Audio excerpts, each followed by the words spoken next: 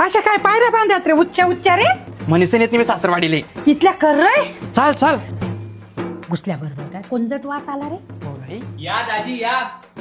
यायला काही त्रास नाही झाला ना? सांगायला तर पाहिजे होतं कमीत कमी की रस्त्यांमध्ये एवढे मोठे मोठे खड्डे खोदलेले.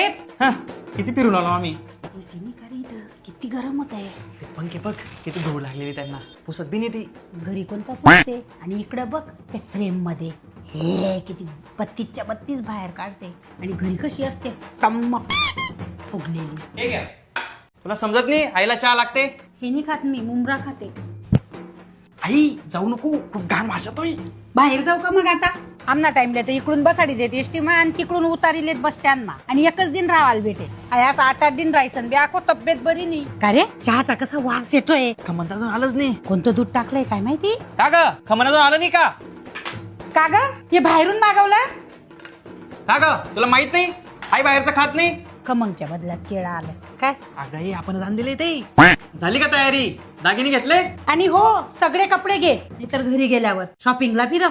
देख रे नावच लगन मायल वॉशिंग मशीन 28 ठिलीनं. याची काय गरज होती. छान आहे अशी जिरे चालवायला कामातील ठेव. घ्यायला या तुम्ही दाखवतो तुम्हाला.